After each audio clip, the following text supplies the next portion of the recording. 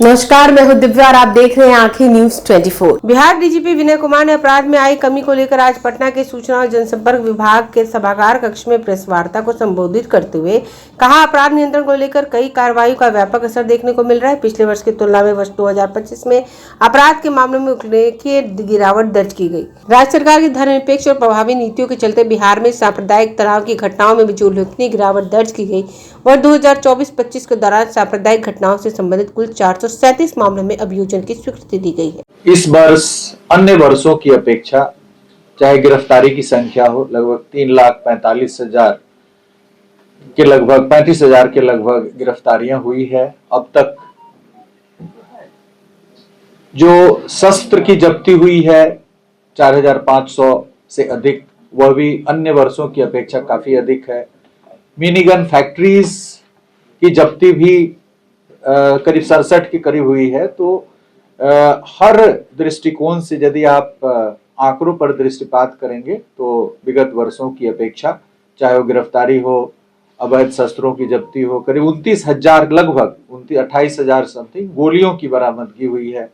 तो ये सभी मायने में आंकड़ों के हिसाब से विगत वर्षों की अपेक्षा काफी वृद्धि हुई है और अपराध में कमी आई है। जैसा कि आपने सुना, हत्या, दंगा, लूट, फिरौती हेतु अपहरण पिछले वर्ष की अपेक्षा हर शीर्ष में कमी आई है। किसी में 8%, किसी में 20%, 25%।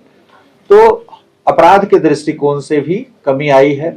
जो संवेदनशील कांड दर्ज हुए हैं इस वर्ष, गोपाल खेम का हत्याकांड ट्रायल चल रहा है, 5 लोगों की गवाही हो चुकी है, काफी तेजी से अनुसंधान हुआ है। यहाँ पर एक और आरा में एक कांड हुआ था, तनिष्क लूट कांड, उसमें भी 26 अपराध कर्मियों का ट्रायल चल रहा है, गवाहियां चल रही है। जेवा लूट कांड हुआ था, उसमें भी ट्रायल चल रहा है। तो जितने संवेदनशील गंभीर कांड प्रतिवेदित हुए थे उसमें उद्भेदन ही नहीं हुआ है, बल्कि रिकॉर्ड समय में अपराध कर्मियों की गिरफ्तारी की गई है, चार्जशीट किया गया है और उनका ट्रायल भी बड़ी तेजी से चल रहा है। और हम लोग उम्मीद कर रहे हैं कि 1-2 माह में उसमें सजा भी हम लोग प्राप्त कर पाएंगे। तो आपने सुना कि नक्सल परिदृश्य में काफी परिवर्तन हुआ है। किसी प्रकार की हिंसक घटना कई वर्षों में नहीं हुई है और जो पुराने जो नक्सली वांछित थे, फरार थे, 225 नक्सलियों की गिरफ्तारी हुई है इस वर्ष, जो पिछले वर्ष की अपेक्षा लगभग 2 गुना है। जबकि घटना नहीं हो रही है, लेकिन यदि हमारे कांडों में वांछित हैं तो उनकी गिरफ्तारियां हुई है। काफी संख्या में शस्त्र की बरामदगी हुई है और अब इक्के दुक्के जो फरार नक्सली हैं वो बचे हुए हैं, उनकी भी गिरफ्तारी हम लोग कर पाएंगे। 2022 तक, हाल के वर्षों तक करीब 22-23 जिले हमारे नक्सल प्रभावित थे, वामपंथ उग्रवाद प्रभावित थे। अभी वामपंथ उग्रवाद प्रभावित जिलों की संख्या 0 हो गई है। सिर्फ 4 जिलों को लीगेसी एंड ट्रस्ट डिस्ट्रिक्ट में रखा गया है, गया, औरंगाबाद, लखीसराय और जमुई। क्योंकि सीमावर्ती झारखंड राज्य में उग्रवाद गतिविधि काफी घटी है, लेकिन अभी भी है, तो हम लोग सीमावर्ती राज्यों को उस लिहाजे से लीगेसी एंड ट्रस्ट डिस्ट्रिक्ट में रखे हैं। तो नक्सलवाद की पूर्णतः समाप्ति हो गई है। कोई भी हिंसक वारदात, किसी भी पुलिसकर्मी की हत्या, किसी भी नागरिक की हत्या नक्सल हिंसा में नहीं हुई है। संगठित अपराध के क्षेत्र में हम लोगों ने काफी कारगर उपलब्धि हासिल की है। बाहर के राज्यों में जो इनामी अपराधी भाग करके शरण लिए हुए थे, उनमें अभी जस्ट इलेक्शन के पहले एक सीतामढ़ी में 4-5 हत्याकांड किए हुए थे, उनका दिल्ली में मुठभेड़ हुआ, 4 अपराध कर्मी मारे गए। और इस प्रकार 50 से अधिक इस प्रकार के इनामी अपराधी जो गुजरात, महाराष्ट्र, हरियाणा वगैरह वगैरह में जो शरण लिए हुए थे, उन सभी को गिरफ्तार करके लाया गया है। और इस प्रकार के लगभग 1700 से अधिक अपराध कर्मियों की गिरफ्तारी की गई, जो इनामी अपराधी जिन पर इनाम घोषित था, विभिन्न प्रकार की राशियां उनके विरुद्ध घोषित थी इनाम के रूप में। आपने देखा कि संपत्ति जब्ती के सिलसिले में जो एक नया प्रावधान आया है 107 बीएनएसएस के तहत, पूर्व में अपराध जनित संपत्ति की जब्ती के लिए आर्थिक अपराध इकाई नोडल एजेंसी पुलिस की ओर से घोषित था। जिलों से प्रस्ताव आर्थिक अपराध इकाई को आता था, वहां से एनफोर्समेंट डायरेक्टरेट को हम लोग प्रस्ताव भेजते थे पीएमएलए के तहत।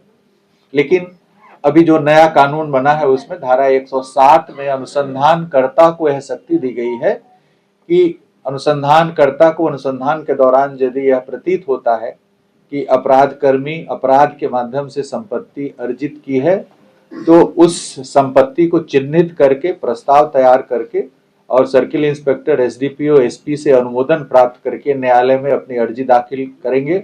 और इस प्रकार की 400 से अधिक अर्जियां दाखिल की जा चुकी हैं और करीब 70 मामलों में न्यायालय के द्वारा नोटिस निर्गत किया गया है। 3 मामलों में जब्ती के आदेश भी दिए गए हैं।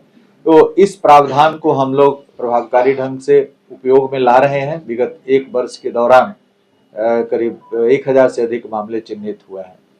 इसी प्रकार लॉ एंड ऑर्डर के क्षेत्र में आप देख रहे हैं कि वारंट्स, कुर्की वगैरह का तामीला काफी कारगर ढंग से किया गया है, जिसके कारण भारी संख्या में अपराधकर्मी सरेंडर किए हैं।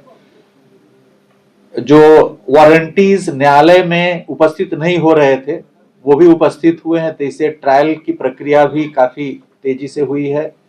गवाहों की संख्या जो न्यायालय में उपस्थित हुए हैं ट्रायल के दौरान, उनकी संख्या पिछले वर्ष से लगभग डबल हो गया है और इससे हम आने वाले दिनों में सजा में भी वृद्धि की उम्मीद रख रहे हैं और वृद्धि के संकेत भी दिख रहे हैं।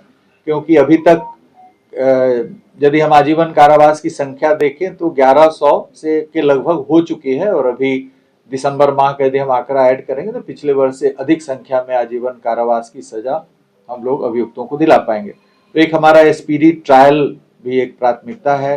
स्पीडी ट्रायल और अधिक गति से सुनिश्चित करने के लिए हम लोग फास्ट ट्रैक कोर्ट्स के लिए भी काफी तेजी से आगे बढ़ रहे हैं और आने वाले दिनों में आर्म्स एक्ट के कांडों के लिए 100 फास्ट ट्रैक कोर्ट्स और जो गंभीर कांड है हत्या, डकैती, अपहरण वगैरह वगैरह के लिए उसके लिए भी 100 फास्ट ट्रैक कोर्ट क्रियाशील होने की संभावना है। उससे और स्पीडी ट्रायल में गति आएगी।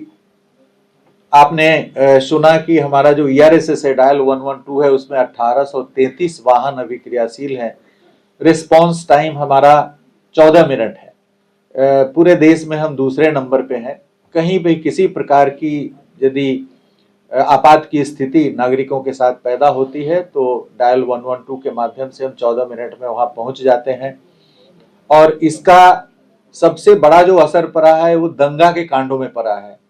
2013-14 के आसपास जो 13,000-14,000 दंगा के कांड होते थे, काफी संख्या में लोग घायल होते थे, 30-40 हजार 50 हजार लोग घायल होते थे। अब दंगा के कांडों की संख्या 1500 से 2000 के बीच में आ गई है। मतलब हमारी जो डायल 112 की टीम है वो सूचना मिलते ही 14 मिनट के अंदर पहुंच जाती है। तो जब दो पक्ष भिड़े हुए रहते हैं, भिड़ंत की स्थिति में रहते हैं, वहां पे पहुंच करके और 99% मामलों में उसको रोक देती है। कुछ मामलों में भारी संख्या में जब लोग भिड़े रहते हैं तो वहां पे पुलिस के हमारे जो पदाधिकारी हैं, जवान हैं, वो हल्की फुल्की चोटें भी आती है। वो चोटें उनको समझाने बुझाने और उसको कंटेन करने के सिलसिले में इनको लगती है। तो वह हमारे एक पार्ट है, it's a part of our policing job. तो हम आप देखेंगे कि आंकड़ों के हिसाब से भी करीब करीब 9 से 10 हजार गंभीर जो दंगा में परिणत होता है, जो हत्या तक जिसकी परिणति हो सकती थी, उस प्रकार के कांडों को डायल 112 के माध्यम से हम निवारित कर पा रहे हैं। प्रतिदिन 7,000 से अधिक स्थलों पर पुलिस जा रही है और छोटे मोटे मामलों से लेकर के गंभीर मामलों में अपना हस्तक्षेप कर रही है। कॉल्स तो बहुत अधिक आ रहे हैं, लेकिन 7,000 में हमारी पुलिस वहां तक पहुंच पा रही है। इसी प्रकार आपने देखा कि 1930 हमारा साइबर कॉल सेंटर है, वहां भी हम जब से साइबर कॉल सेंटर खुला है तब से 26 लाख शिकायतों के बारे में हमारा कॉल सेंटर रिसीव किया है और उनको मार्गदर्शन दिया है, कार्रवाई की है।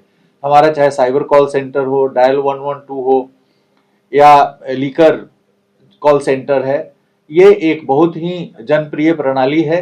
कोई भी व्यक्ति सूचना इन प्लेटफॉर्म्स पे देती है और पुलिस त्वरित गति से कार्रवाई करती है।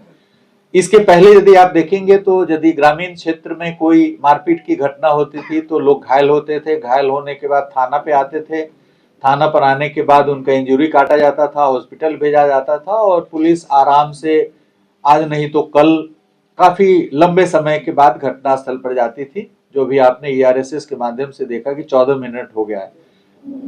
तो पुलिस की जो आधारभूत संरचना है उसमें भी काफी वृद्धि हो रही है। CCTV सर्विलांस की व्यवस्था की जा रही है, थानों में कैमरे लगे हैं, जो हमारे शहर है उसमें भी CCTV सर्विलांस की पूरी व्यवस्था धीरे धीरे की जा रही। 5 शहरों में भी स्थापित हो चुका है, पटना सहित अन्य शहरों में की जा रही है। तो पुलिस हर दृष्टिकोण से तत्परता पूर्वक जन सेवा प्रदान करने की दिशा में लगी हुई है। अपराध कर्मियों के विरुद्ध भी कारगर कार्रवाई की जा रही है। नशा का जो प्रचलन है वो काफी इधर बढ़ता हुआ दिख रहा था। इसी को दृष्टिगत रखते हुए प्रोहिबिशन एवं narcotics control bureau state level पर गठित किया गया है। इसमें SP की पोस्टिंग कर दी गई है और एक वरीय पदाधिकारी, इसमें ADG रैंक के पदाधिकारी पोस्टेड हैं। नारकोटिक्स के क्षेत्र में प्रतिदिन आप देख रहे होंगे, मीडिया में भी आता है कि कहीं ना कहीं गिरफ्तारियां हो रही है, सीजर्स हो रहे हैं। कल सरस मेला में मैं स्वयं गया था, वहां पे काफी भारी जनसमूह था। नारकोटिक्स पे मैंने भी संबोधन किया था कल संध्या में। और ये नारकोटिक्स के क्षेत्र में तभी हम प्रभावकारी कार्रवाई कर पाएंगे जब इसमें पूरा जन सहयोग, जितने सारे NGOs हैं, हमारी पंचायती राज इंस्टीट्यूशंस हैं, जीविका दीदी को भी हम लोग इसमें इन्वॉल्व करने को सोच रहे हैं कि जीविका दीदी भी काफी प्रभावकारी ढंग से, क्योंकि इनका प्रेजेंस काफी है। तो ये सभी दृष्टिकोण से, सभी दिशाओं से जब इस पे प्रहार होगा और जागरूकता फैलेगी, परिवार, समाज सभी जागृत होंगे, सरकारी संगठन, गैर सरकारी संगठन जागृत होंगे, तभी इस दिशा में कारगर पहल की जा सकेगी। ये बड़ा चिंता का विषय है राज्य के लिए और राष्ट्र के लिए, और युवा वर्ग इसकी ओर काफी उन्मुख हो रहा है, तो ये चिंता का विषय है। साइबर अपराध भी काफी वृद्धि हो रही है। इसके लिए एक साइबर वर्टिकल का गठन किया गया है। अभी आर्थिक अपराध इकाई में कार्यरत था, उसको पृथक रूप से हम लोग भवन की भी व्यवस्था करने जा रहे हैं, उसके लिए जगह चिन्हित किया जा रहा है। और आने वाले दिनों में साइबर वर्टिकल हमारा एक काफी कारगर ढंग से कार्य करना शुरू कर देगा। अभी हमारे हर जिले में साइबर थाने कार्यरत है, DSP रैंक के पदाधिकारी उसके थानाध्यक्ष हैं, और हम कुछ ही राज्य हैं जहां पे प्रत्येक जिले में साइबर थाना कार्यरत है। तो हम उन राज्यों में से है जहां साइबर थाना 2023 से कार्यरत है। साइबर थाना की बिल्डिंग्स बनाने की कार्रवाई की जा रही है, जगह चिन्हित किए जा रहे हैं। तो आने वाले दिनों में हमारी साइबर क्राइम्स के इन्वेस्टिगेशन और साइबर सिक्योरिटी के क्षेत्र में भी हम अच्छे इंफ्रास्ट्रक्चर प्राप्त करने में सफल हो पाएंगे। तो सभी बिंदुओं पर, जो पुलिसिंग के जितने सारे महत्वपूर्ण बिंदु हैं, सभी बिंदु पर कारगर पहल की जा रही है। थाना का निर्माण आपने देखा होगा कि पिछले कई वर्षों में लगभग 80% जो हमारे पुराने थाने थे, कुछ थानों का अपना भवन नहीं था, जमीन नहीं था। एक युद्ध स्तर पर उन सभी के लिए भूमि की व्यवस्था की गई है, बिल्डिंग्स की व्यवस्था की गई है। अभी 177 भवन निर्माणाधीन है और 900 से अधिक भवनों का निर्माण हाल के वर्षों में, करीब 1-1.5 दशक में हुआ है। G+3 बिल्डिंग का निर्माण हो रहा है। अभी पटना पुलिस लाइंस में एक 4 मंजिला भवन निर्मित हुआ था, जिसमें उद्घाटन हुआ है, डाइनिंग कम किचन सेंट्रलाइज्ड, जिसमें सभी पुलिसकर्मी सामूहिक रूप से डाइनिंग करेंगे। अलग अलग उनको खाना बनाने की आवश्यकता नहीं होगी, और इसको हम लोग प्रत्येक पुलिस लाइंस में इसको रेप्लिकेट करने जा रहे हैं। तो कल्याणकारी कार्य भी किए जा रहे हैं।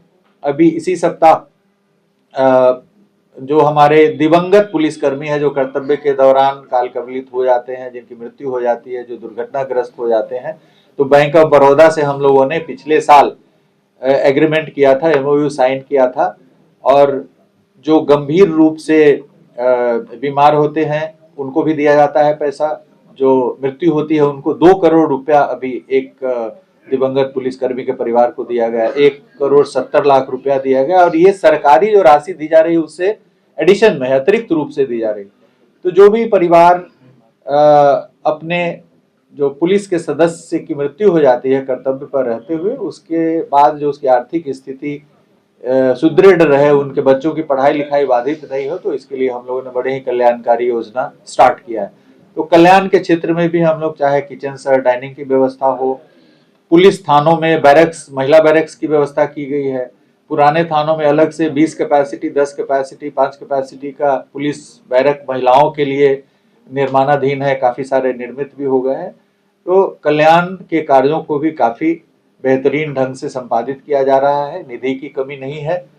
डायल 112 के लिए भी हम लोग अलग से पृथक बिल्डिंग राजीव नगर में निर्मित करने जा रहे हैं। उसका टेक्निकल कंसल्टेंसी हो गया है, डिज़ाइन वगैरह तैयार हो गया, अब उसके निर्माण की दिशा में आगे बढ़ेंगे हम लोग। तो मूलतः हम यह कहना चाहेंगे कि पुलिसिंग के क्षेत्र में एक अच्छी पुलिसिंग जनता को मिले, तो इसके लिए प्रयासरत है। छिटपुट घटनाएं होती हैं, घटनाओं के घटित होने के तुरंत पश्चात हम लोग कोशिश करते हैं, हमारा प्रयास रहता है, टारगेट हमारा है कि 24 से 36 घंटे 48 घंटे के अंदर गंभीर अपराधों का उद्भेदन हो जाए। दोस्तों, मैं हूं सुनील पाल, आपका कॉमेडी का लाल, और आंखें न्यूज चैनल के लिए कहना चाहूंगा कि भैया आंखें न्यूज 24 देखते रहिए, 24 आवर्स देखते रहिए और दुनिया की अच्छी और सच्ची खबरों से अवगत होते रहिए। आंखें न्यूज 24 कभी नहीं करेगा आपको बोर। अगर आपने अभी तक हमारे चैनल को सब्सक्राइब नहीं किया है तो हमारे चैनल को जल्द से जल्द सब्सक्राइब करें, लाइक करें, शेयर करें। राजधानी पटना में कई वर्षों से शिक्षा में उत्कृष्ट योगदान दे रहा है Lohia Nagar Mount Carmel high school Kankarbagh Patna. यह नर्सरी से कक्षा 12वीं तक की होती है पढ़ाई। 10वीं और 12वीं बोर्ड परीक्षा में 100% अंक का रिकॉर्ड। एक ऐसा स्कूल जहां पठन पाठन के साथ साथ बच्चों के संपूर्ण विकास का रखा जाता है ख्याल। खेलकूद, सांस्कृतिक गतिविधि, मैथ ओलंपियाड, साइंस ओलंपियाड और बहुत कुछ। आज ही कराएं नामांकन। नामांकन की प्रक्रिया जारी है। संपर्क करें DS/16 Gayatri Mandir road, housing board colony east, Indira Nagar, Kankarbagh, Lohia Nagar, Patna. हमारा पिन कोड है 800020। पटना में कई वर्षों से शिक्षा में अहम योगदान दे रहा है Gyansthali high school Alamganj Patna city, जहां 10वीं और 12वीं की बोर्ड परीक्षाओं में 100% अंक प्राप्त कर रहे हैं बच्चे। एक ऐसा स्कूल जहां न केवल होती है पढ़ाई बल्कि साथ ही साथ होती है कल्चरल एक्टिविटी, स्पोर्ट्स एक्टिविटी से जुड़े गेम्स, मैथ ओलंपियाड से लेकर साइंस ओलंपियाड, जहां बच्चों के लिए स्कूल कैंपस अत्याधुनिक सुविधाओं से लैस, छोटे बच्चों के लिए वाहन और ट्रांसपोर्ट की विशेष सुविधा। तो देर किस बात की, आज ही कराएं अपना नामांकन Gyansthali high school Alamganj Patna city में, जहां नामांकन की प्रक्रिया जारी है। संपर्क करें पुलिस चौकी Alamganj main road near Alamganj थाना, पटना, बिहार 800007।